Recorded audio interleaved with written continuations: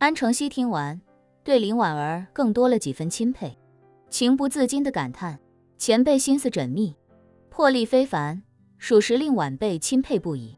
言罢，他问林婉儿：吴飞燕这么拼命想得到那枚戒指，是不是因为那枚戒指中藏着百转千回丹的丹方？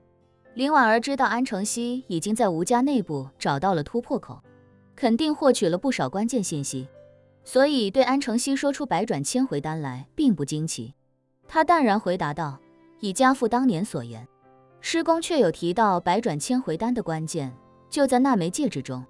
但家父并不知道如何才能找到这个关键线索，师公也并未介绍过那戒指的任何功效。若不是吴飞燕忽然向家父发难，家父甚至都不知道戒指可以在关键时刻救他一命。林婉儿没有任何隐瞒，将当年父亲被吴飞燕所伤，又被戒指送至自己面前的始末全盘托出。安承熙心中感激，又听得惊奇，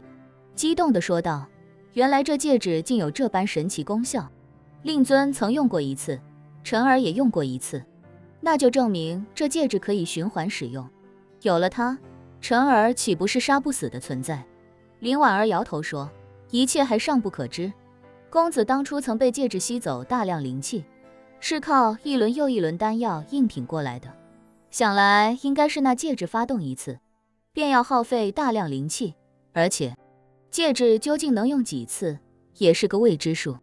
最好的结果是公子不再需要他的帮助。安承熙面色严肃地轻轻点头，感叹：前辈说的没错，这种事没有任何试错的机会，错一步就将万劫不复。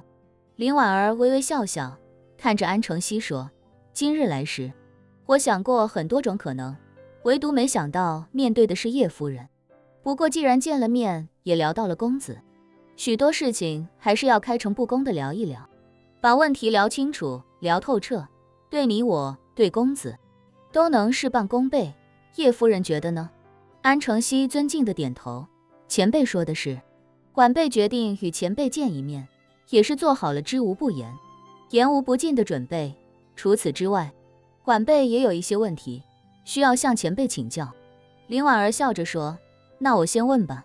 安承熙抬起右手，做了个请的姿势，前辈尽管开口。林婉儿说：既然叶夫人没有如外界以为的那样遇害，那想来公子这些年的人生轨迹，包括得到九玄天经，应该都是叶夫人在幕后运筹帷幄。那既然安排公子与萧初然结婚，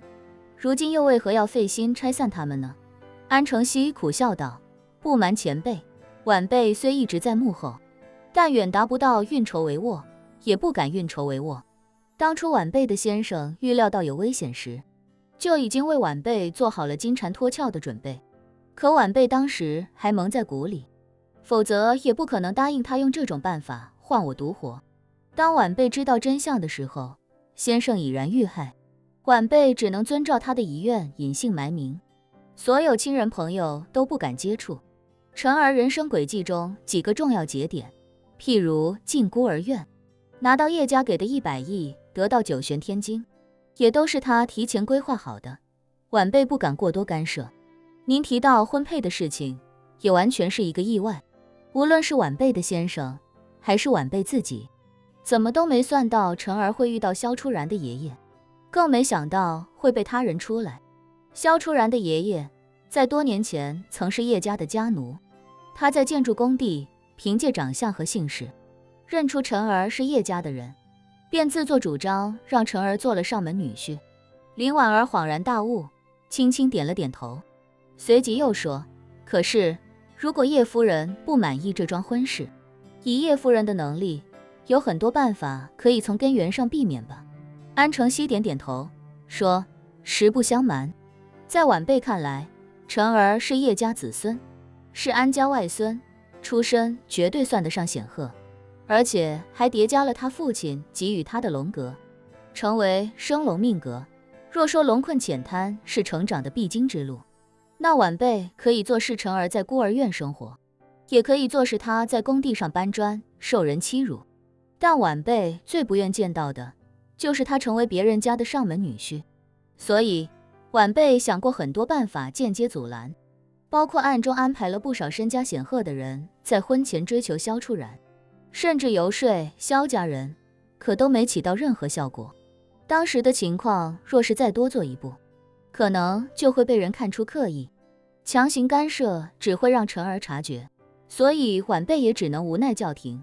林婉儿点点头，问：所以叶夫人对他们的婚事是不满意的，对吧？安承熙摇头说道：晚辈对萧初然谈不上不满意，却也谈不上满意。客观来说，华夏很多婆媳关系紧张的根本原因是婆婆没有摆正心态，儿子不是婆婆的提线木偶，她想娶谁，想和谁过什么样的日子，不该做婆婆的插手。做婆婆的既不能替儿选妻，更不能替儿嫌妻。萧初然不是我选的，但我也没资格嫌弃她。说到这里，安承熙看向林婉儿，坦白道：晚辈之所以费尽心思把他们两人拆散，根本原因是不希望萧初然一家三口再拖陈儿后腿。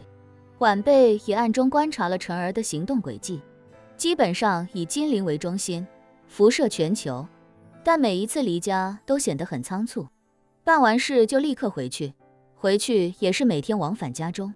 试问前辈，如果一个修道之人终日无暇闭关，他的修为怎么会有机会进步？林婉儿轻轻点了点头，沉吟道：家父曾说，修道之事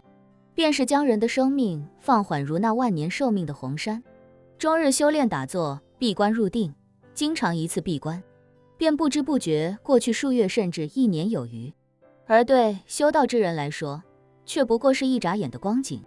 师公曾对他说，修炼到他老人家那个地步时，已是一眼100年，若是真到了最高境界，